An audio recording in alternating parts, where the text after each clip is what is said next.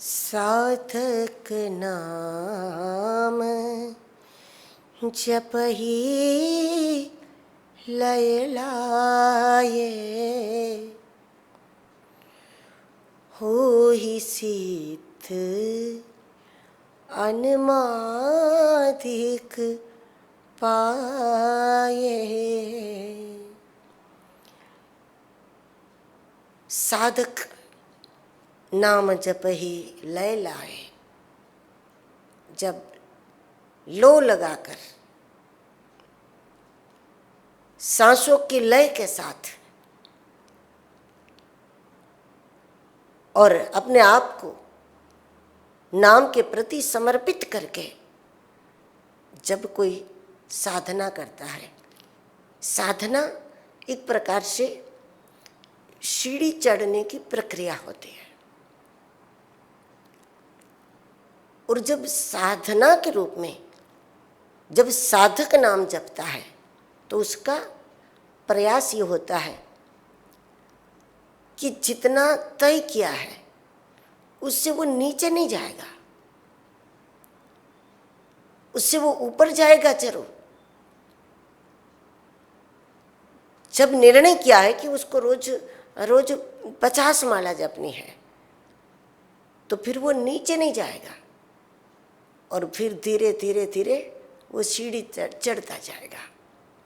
वो 55 करेगा, फिर 60 करेगा, फिर 70 करेगा, 75 करेगा और उस क्रम में वो चढ़ेगा कि जिससे उसको एक पायरी भी नीचे नहीं आना पड़ेगा। उस क्रम से चढ़ता है। ये साधना का क्रम होता है। जैसे जैसे नाम में रसानुभूति होने लगेगी, आनंद आने लगेगा, वैसे वैसे उसकी मात्रा बढ़ती जाएगी। और जब आनंद के साथ जब मात्रा बढ़ेगी, यही एक उपाय है कि पीछे हट नहीं होगी। जिसको आनंद नहीं आता है, आनंद कम आता है, लेकिन बस आज फुर्सत है तो उसने ज्यादा कर लिया, वो पीछे हट कर सकता है। लेकिन जैसे भोजन में जब स्वाद आने लगता है तो फिर उसकी मात्रा बढ़ने लगती है, उसकी साइज बढ़ने लगती है। व्यक्ति उसको फिर स्लोली नहीं खा सकता क्योंकि उसको स्वाद आने लगा। और फिर जो तरीका बदल जाता है, उसी प्रकार जब भजन में आस्वाद आने लगता है तो उसके बाद जो गति होती है उसमें व्यक्ति कभी पीछे हट नहीं करता। टाइम है और ज्यादा जप लिया, वो पीछे हट कर सकता है, वापस आ सकता है। लेकिन जब रसानुभूति होती है और कोई आगे बढ़ता है तो उसको छोड़ने का मन नहीं करता। इस प्रकार की गति को साधना कहते हैं। और जब लो लगा करके साधक जपता है, उत्तरकांड में भी बड़ी सुंदर बात इस विषय में काकभूषुंडी जी ने कही। केवल राम चरण लो लागे। जब मन से धीरे धीरे सभी वासनाओं का अंत हो गया तो फिर मन ते सकल वासना भागी। और उसके बाद केवल राम, केवल राम, केवल राम चरण लो लागी। लयबद्धता तब आती है जब व्यक्ति साधना करता है नाम जप के। और चलने से मार्ग कटता है, मंजिल नजदीक होती ही है। सीढ़ियाँ चढ़ने से फिर वो उतना मार्ग निकल जाता है और फिर हम ऊंचाई की ओर ज़्यादा पहुंच जाते हैं। उसी प्रकार जब हरि नाम की साधना शुरू हो जाती है तो उसका नतीजा ये है, हो ही सिद्ध अनुमादिक पाए। उसके बाद उसको सिद्धि प्राप्त होती है, वो सिद्ध होता है, हो ही सिद्ध, वो सिद्ध हो गया। इसका मतलब ये नहीं कि वो चमत्कार दिखाना शुरू कर देगा। सिद्ध स्थान और सिद्ध महात्मा, ये दोनों ऐसे हैं कि वो कभी प्रयास नहीं करते, कुछ भी बताने का उनका प्रयोजन नहीं होता, उनका कोई प्रयोजन ही नहीं होता। न तो वो छुपाते हैं, न तो वो बताते हैं, नहीं, वो अपनी गति में होते हैं बस। जैसे गंगा बहती है अपनी गति में, न कुछ छुपाना है न कुछ बताना है, जो है वो उनका अपना स्वरूप है, उनकी अपनी स्थिति है। उस प्रकार सिद्ध महापुरुष, सिद्ध महात्मा, सिद्ध संत और सिद्ध स्थान वो होते हैं। किसी भी सिद्ध स्थान को देखो, वहां पर किसी प्रकार का कोई प्रपंच नहीं होगा। न तो वो लोगों को भगाने की कोशिश करेंगे, न वो दुनिया को आकर्षित करने की कोशिश करेंगे। न किसी को पकड़ना है और न किसी को छोड़ना है, न किसी को बुलाना है और न किसी से नफरत। वो अपनी स्थिति में होते हैं। ऐसे प्रत्येक सिद्ध स्थानों को जब गौर से देखें तो पता चलेगा कि वहाँ कोई प्रयास नहीं होता। प्रयास किसी प्रकार जो होता है सब सहज है।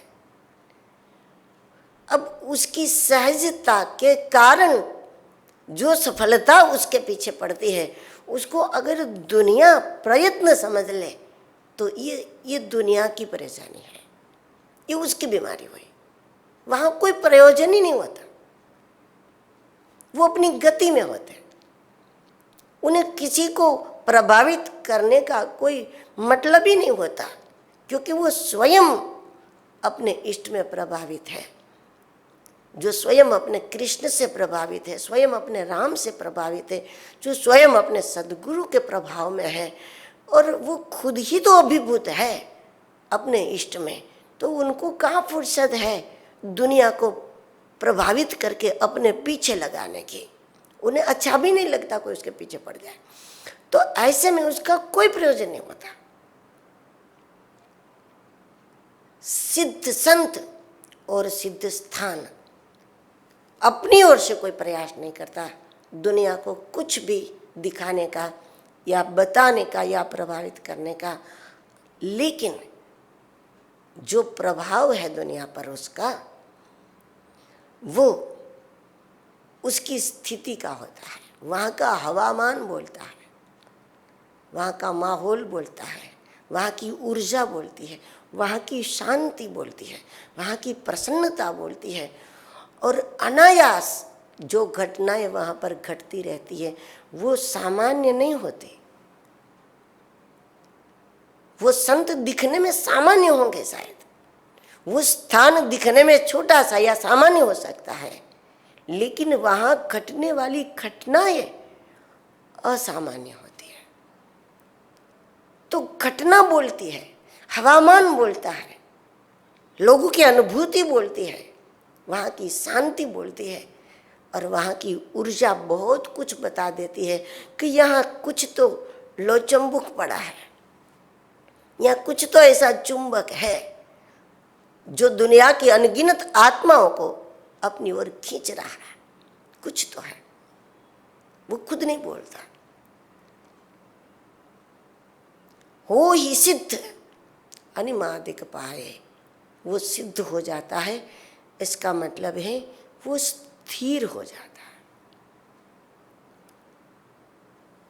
अध्यात्म में स्थिरता को भी सिद्धता कहा है। महात्माओं में ये भाषा है। जब भोजन पक जाता है तो भी कहते भोजन सिद्ध हो गया। जब चावल आवाज नहीं करता, पक गया और स्थिर हो गया, तो कहते चावल सिद्ध हो गया।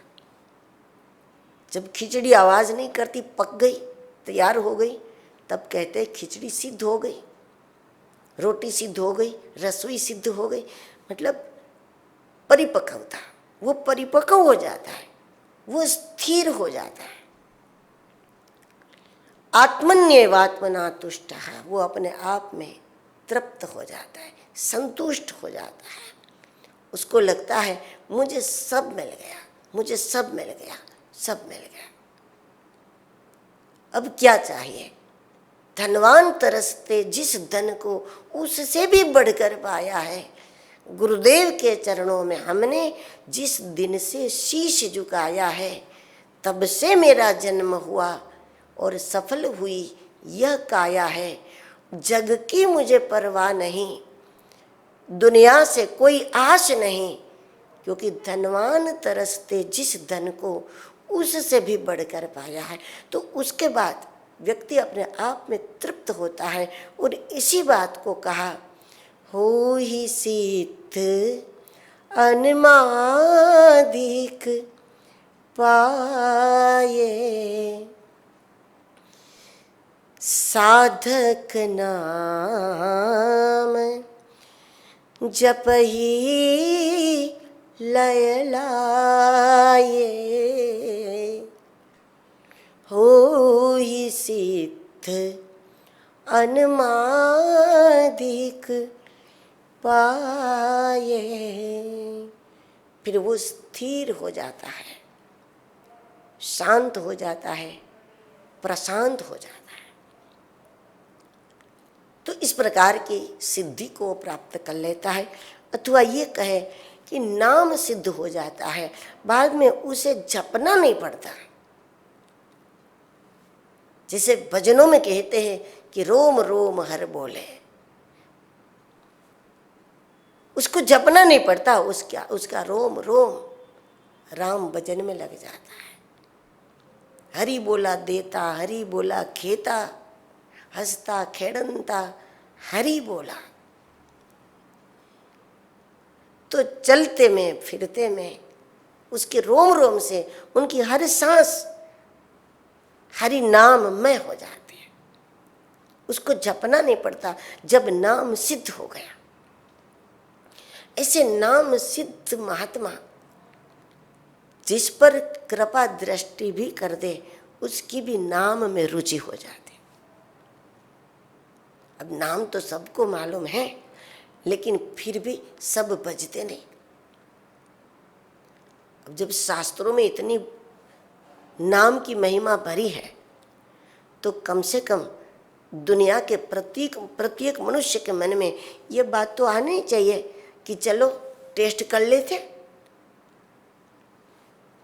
1-8 करोड़ जप कर देख लेते, कुछ लाख जप करके देख लेते। उसमें जाता तो है नहीं कुछ। जब इतनी महिमा संतों ने गाई है, थक जाते नाम की महिमा गाते गाते गाते, लेकिन फिर भी उसको लगता है मैंने कुछ भी नहीं बताया, और फिर वो बताते ही जाते। अब इतनी महिमा जब महापुरुषों ने जगत को बताई है, कबीर जी ने, तुलसीदास जी ने, सुखदेव जी महाराज ने, सब ने, सभी महापुरुष ने, उनसे जितनी बन पाई उतना बताने के बाद भी कहा अभी तो बहुत है, उतना हम बता नहीं पा रहे। अब जब इतना बखान हम सुन रहे हैं, तो कम से कम इसमें कोई नुकसान तो है नहीं, एक कौड़ी भी देनी नहीं पड़ती। तो ऐसे में हर कोई इतना तो विचार कर सकता है कि चलो कुछ लाख 2 लाख जप ले, साल भर जप के देख ले, जो लाभ होगा होगा, हानि तो कुछ है नहीं। उसके बाद भी लोग क्यों ये कमाई नहीं कर लेते, क्यों भर नहीं लेते हरि भजन से अपने आप को? नाम तो प्रसिद्ध है, हर कोई जानता है, सारे ग्रंथ भरे हुए हैं नाम से, और राम नाम जग प्रसिद्ध है। कहीं से मिले ना मिले तो भी वो तो सबके लिए है। फिर भी क्यों नहीं जप लेते? ये कारण है कि नाम सिद्ध महापुरुष का संपर्क नहीं हुआ उसको। जब किसी रोगी से बार बार मिलते रहोगे तो एक ना एक दिन उसका रोग लग जाएगा और रोगी हो जाओगे।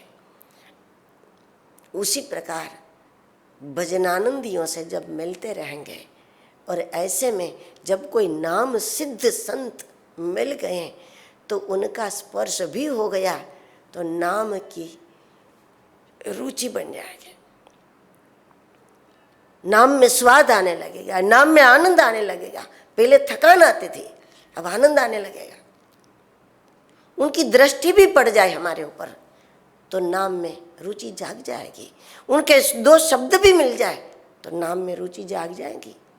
उनके हवामान में अगर बैठने का भी अवसर मिल जाए कभी तो नाम में रुचि जाग जाएगी और मन करेगा कि चलो इसका आस्वाद तो ले ले, करके तो देखें। और फिर जो भजन करके देखता है फिर वो उस आनंद में डूब जाता है। फिर वो जितना आनंद ले सकता है उतना फिर वो भी बता नहीं पाता कि इसमें क्या सुख है। कोशिश जरूर करते हैं, जो सुख पायो राम भजन में, पायो जी मैंने राम रतन धन क्योंकि जिस दवा से एक व्यक्ति का लाभ होता है वो व्यक्ति सबको बताने लगता है कि इससे फायदा होता है, इससे ये दवाई बहुत अच्छी है, इससे फायदा होता है। उस प्रकार सभी संतों ने इसका अनुभव किया और उस आनंद सागर में गोता लगाते हुए उन्होंने भी बहुत, सबको बहुत आनंद आ रहा है, बहुत आनंद आ रहा है, बहुत आनंद आ रहा है, बहुत। लेकिन वो आनंद केवल उनकी बात सुनने से हमको नहीं आ जाएगा, हमें भी नाम का आश्रय लेना पड़ेगा, हमें जाना पड़ेगा वहां तक, तब उस आनंद का अनुभव हम कर पाएंगे। तो नाम सिद्ध जो होते हैं उसका स्पर्श भी कईयों को नाम में रुचि जगा देता है। नाम में वो प्रभाव है। होत तरन तारन नर तेव, व्यक्ति तरन तारन हो जाता है।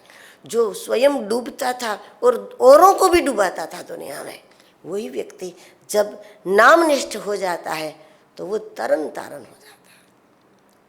और इसी को कहा हो ही सिद्ध अनमादिक पाए। अनिमादिक सिद्धियां अपने आप उसको प्राप्त हो जाती है। उसने सिद्धियों के लिए नाम जप नहीं किया था, लेकिन आनंद के लिए, जीवन को सिद्ध करने के लिए जब कोई नाम जप करता है तो जब जीवन सिद्धि प्राप्त हो गई तो सारी सिद्धियां अपने आप वरदान के रूप में उसको प्राप्त होती है। आजकल लोग सिद्धियों के लिए बहुत प्रयास करते हैं, कोई रात रात भर साधनाएं आदि करते हैं कि कुछ सिद्धि प्राप्त हो जाए, और तब लगता है कि ये नाम तो सिद्धि है लेकिन सीधी सीधी मिल नहीं जाती। प्राप्त कर जब करते तब पता चलता है कि ये सिद्धि टेढ़ी है, उसका नाम है सिद्धि लेकिन खुद सिद्धि नहीं है तो बहुत टेढ़ी, इतनी आसानी से मिलती नहीं है, और मिल भी गई तो उतनी आसानी से हजम नहीं होती।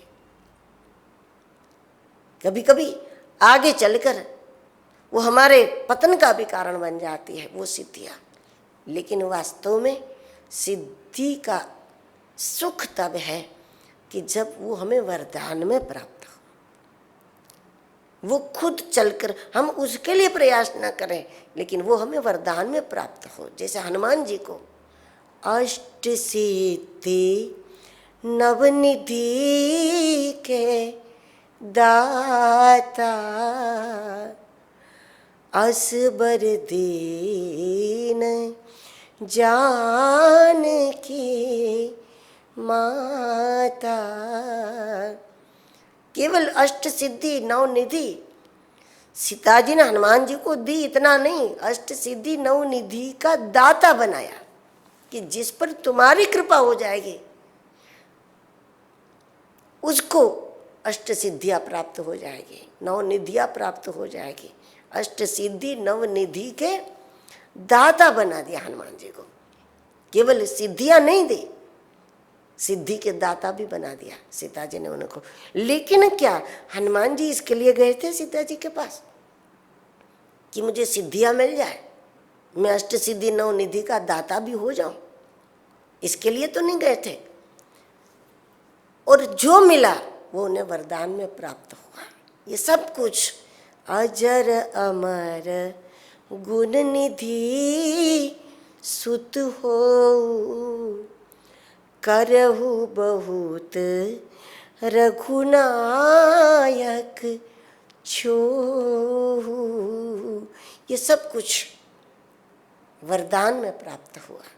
जब साधक लो लगा करके ब्रह्म सुख का अनुभव करने के लिए भगवान के नाम का आश्रय करता है, और जब वो नाम सिद्ध हो जाता है, उसका जीवन सिद्ध होता है, जब जीवन सिद्धि उसको प्राप्त होती है, तो फिर सारी सिद्धियाँ उसको वरदान के रूप में प्राप्त होती है।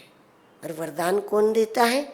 दुनिया में वो जहाँ भी जिन महात्मा के पास जाएगा, जिस गुरु के पास जाएंगे, प्रत्येक गुरुओं को वो प्रिय लगता है,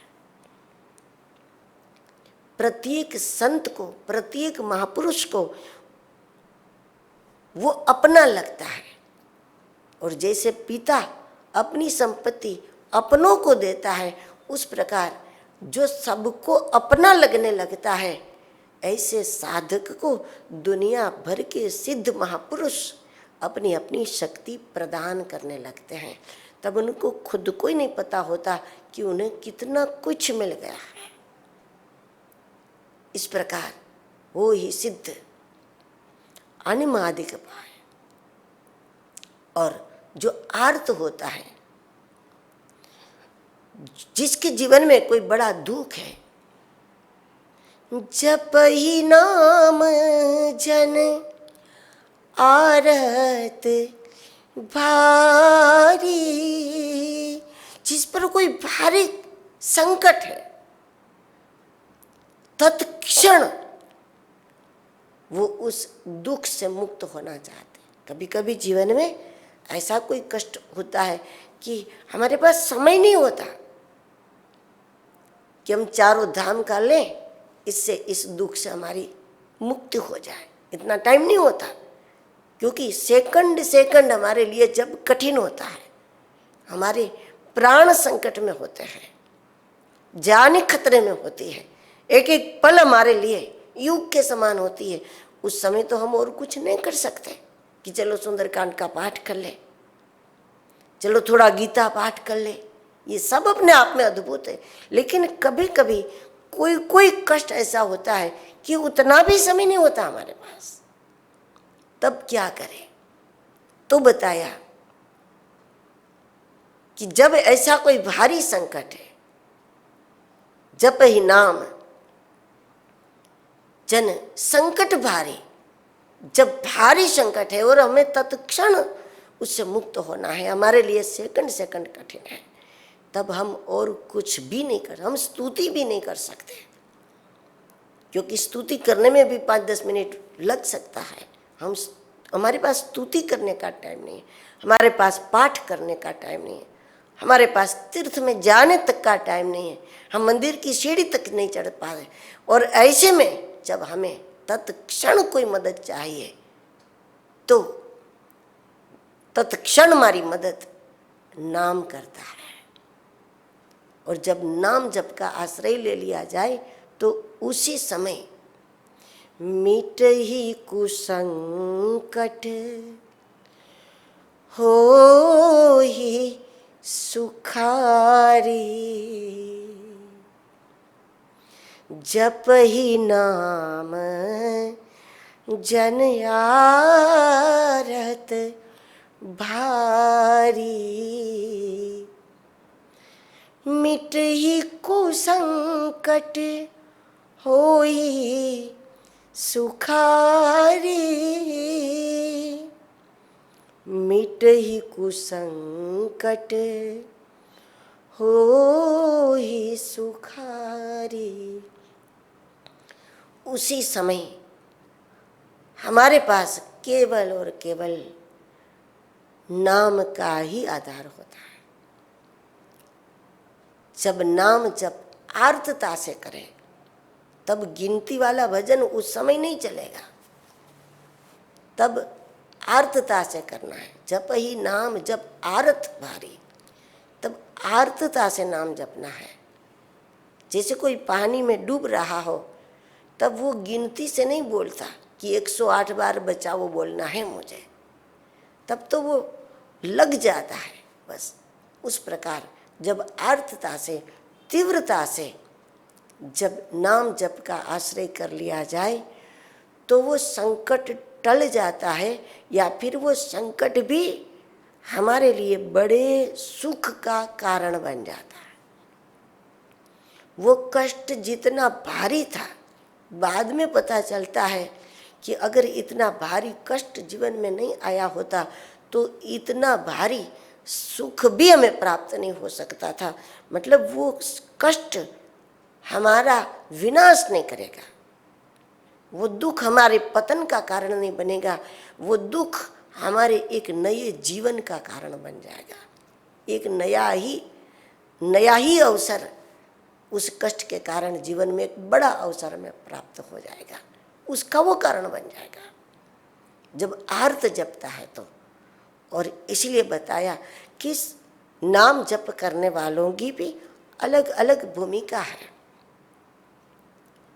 तो कितनी भूमिका है? तो बताया कि 4 प्रकार के साधक होते हैं। नाम जप करने वाले 4 प्रकार के होते हैं, और चारों सुकृति चारिऊ अनख उदारा। चारों ही परम पुण्यवान है, या फिर किसी के पुण्य से उसकी नाम में रुचि हुई है। कभी कभी ऐसा भी होता है